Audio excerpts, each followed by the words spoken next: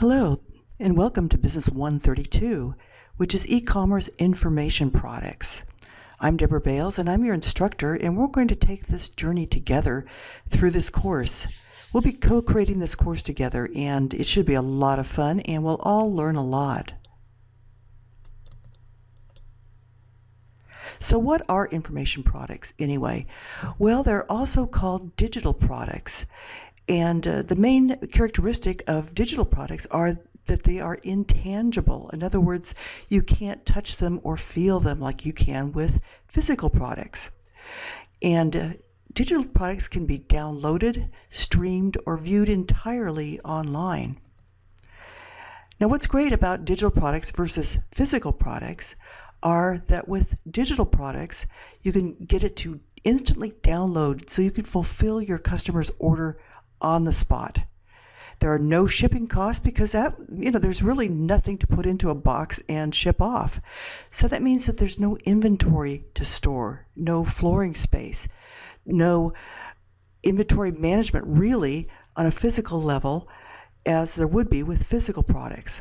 There are also fewer product returns because fewer people are going to return something like a online album, for example, versus a pair of shoes in the physical product world.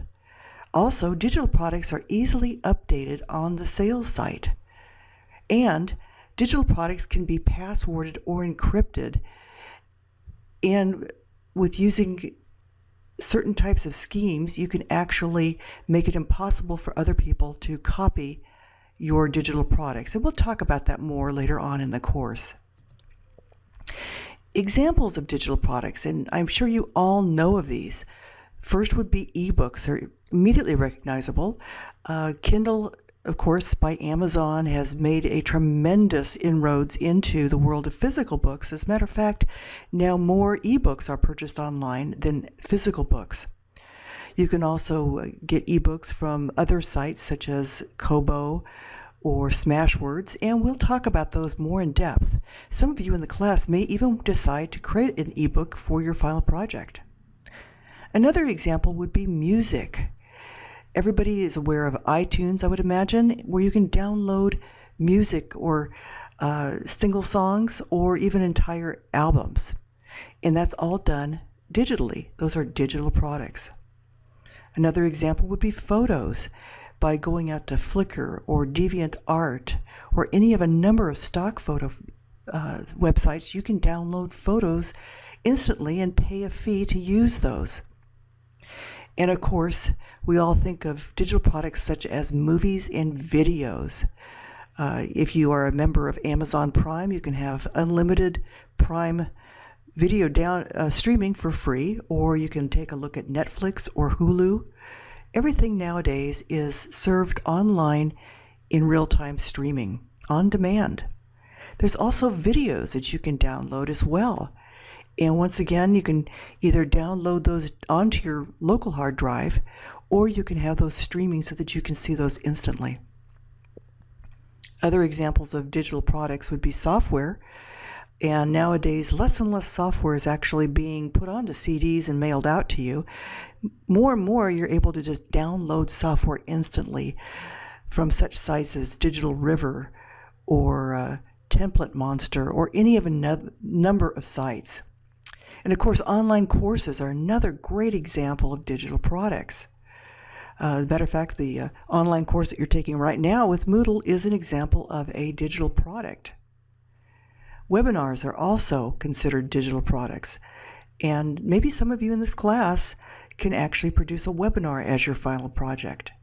And that's where you actually capture what's going on in your screen at real time at the same time that you're talking to a group of people either over the phone or through a webinar software service such as GoToMeeting.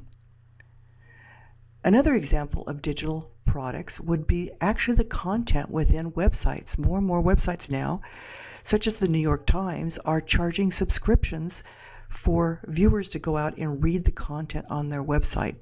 Less and less newspapers are actually being delivered, and more people are reading the newspapers online, and that's great for our environment. Another example of digital products would be services. And when you think of services, that could be an online tutoring service. It could be a advice service. There's Live Person, which is a live streaming session where you can actually ask experts online their advice, and they'll answer you in real time at a per minute charge. And then, of course, there's audio podcasts or MP3s, and those are captured radio programs, for example, that you can then download, and many of those podcasts are being sold online for multiple downloads. Another example, of course, of digital products is mobile apps, and mobile apps are huge. And if you've got an iPad or an iPhone or an Android phone, you're well aware of mobile apps. And mobile apps, even though they might only be charged, you might only be charged 99 cents, for example, some of these developers who've created mobile apps have made absolutely millions. As a matter of fact, the developer of Flappy Bird actually shut down his application sales because it was just getting overwhelming, and he finally just recently reopened that because it was so popular. Then, of course, there's video games, and that is an example of a digital product where you can either log on and pay by a subscription to these multiplayer games, or you can actually buy the digital product and download it to reside on your computer. Now, here's some of the pros and cons of some of these products. Let's take a look at ebooks. First of all, what's great about ebooks is that they're inexpensive. The cost of an ebook is usually a fraction of the cost of a physical book, and they're actually pretty inexpensive to create as well. The majority of the expense really goes into your labor to write an ebook. They're very quick to market. Unlike traditional publishing, which could take up to a year to publish a simple physical book, with digital products such as Kindle, Amazon Kindle, you can upload your Kindle ebook format and create from a document to an ebook within a matter of a few minutes. And the delivery and formatting of ebooks now is getting much more simple than it was originally.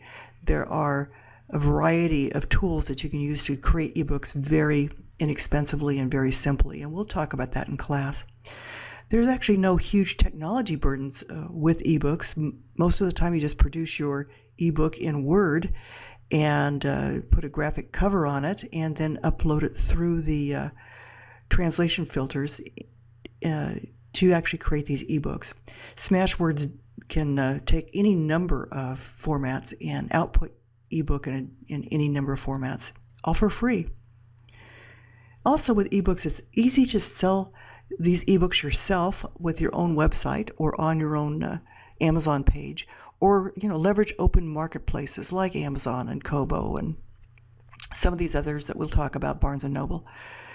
They're also easy to update. If you see some glaring errors in your ebook, you simply make those changes, convert it again to ebook format, and upload it again back into the Amazon store or the Kobo store, the Barnes & Noble store. And you can do that either online or download it, fix it offline, and then upload it back online. Now, some of the cons of ebooks is that you're really kind of limited on the price that you can charge for an ebook. Amazon, of course, has been under heavy fire for price fixing for their ebooks, and with all of their royalties, which we'll talk about, you do have to price an ebook within a range that you can make money on it. However, usually you're limited to a much lower price than you would be for a physical book.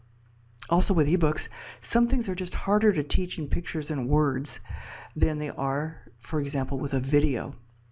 And not everyone is a reader. Unfortunately, more and more people are starting to rely on video as a way to almost exclusively get knowledge, and some people just are losing that ability to savor a reading experience. Also, ebooks are really easy to share, but that could also be a detriment because they're harder to control copyright-wise. There is such a thing as DRM, or digital rights management, which you can implement with ebooks, but then it's harder to really enable the reader to download it onto proper devices without a big hassle.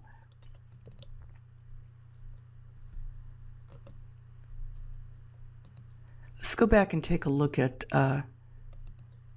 those are very easy to produce. Well, a good video is a lot harder to produce, but nowadays people are shooting videos right with their iPhones or camera phones. They're modern, very visual. You can actually show and tell what you're doing and have something posted within a matter of seconds. They're great for people who are not writers, and as we had discussed earlier, for people who are not necessarily readers as well. And the tools these days are making production much easier for videos. And we'll talk about that in later modules of this class. What are some of the tools? How expensive are they? What are some of the tricks of the trade? And what are some of the extra tutorials and help files that sites such as YouTube and Vimeo will offer you? Also with video, it's a much more personal experience. You're actually able to get a better idea of who that person is on the other end of the camera than you might get is if you were just simply reading an ebook. Also, videos can be viewed either online immediately, streaming, or offline by downloading them to your iPad, for example, and then watching them at your own leisure. With the size of videos, most people are actually watching them online. Now, some of the cons of videos, well, the fulfillment, in other words, the delivery of the video to the viewer is a lot more difficult than with ebooks. There's a lot of formatting, and people have to join YouTube or Vimeo, for example, in order to see the videos, or you can embed them in your websites. And the technical challenges are a lot more daunting than they are to produce an ebook.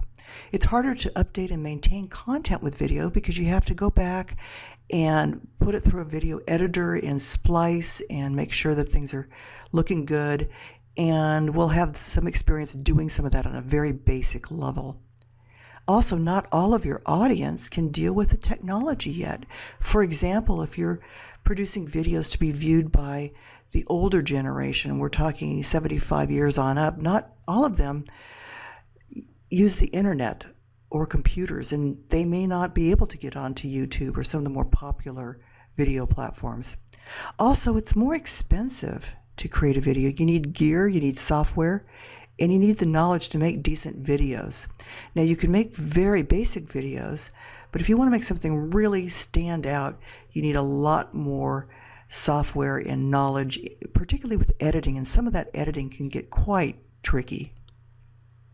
Now let's talk about online courses. Of course, with courses, the pros of online teaching is that you get the best of both worlds. You get words, pictures, and videos whenever you need them. You get two-way communication. Of course, sometimes I wish that would be a little bit better to deliver, and that's getting there. But you can have questions and answers, forums, webinars, and also there's a lot of emerging marketplaces. The advent of what are called MOOCs, which is massive open online courses, has really taken off the last couple of years with certain platforms such as Coursera or Udemy or Udacity. All of these are online commercial platforms for delivering education. And then most of the colleges out there now are offering online distance learning, and that has really become much, much more convenient. And it is the way of the future. I think that what we're going to see is more and more people wanting to take courses at their leisure, fitting in with their schedule, and they don't want to make that commute to a campus that might be quite a ways away. So we'll see more and more of online courses. Now, some of the drawbacks with online courses as digital products is there's a huge initial setup time requirement to plan out the course and script it and record it and edit it and post it. And depending on the learning management system, such as Moodle or Blackboard or Canvas, some of the technical challenges can be really pretty daunting. So you have those technical challenges to deal with. And it's harder to update and maintain content as well. Many times the content becomes outdated, and it's quite an ordeal to go back and try to update that content.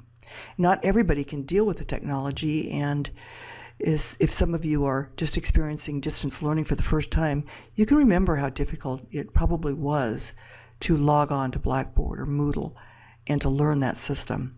And you'll need gear, software, and knowledge as well to create an online course.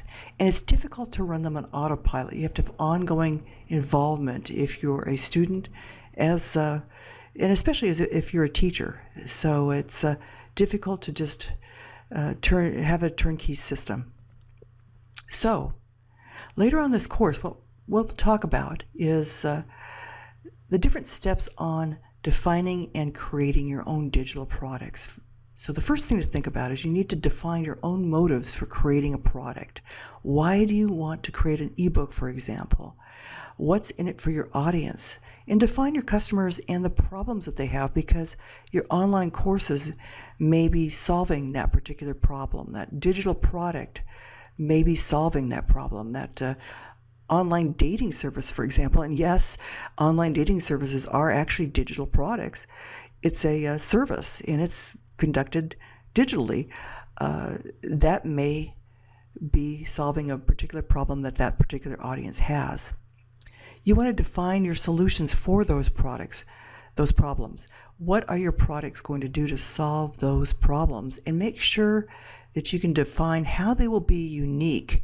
What is that unique selling proposition, or USP, your unique point of difference in the market? Also, you want to discover the size of the market and whether it will be really worth the investment of your time and energy and money to create a digital product. Who will actually buy it? How many people? And then also define what form your product will take. Will it be a series of webinars? Will it be a series of courses or videos?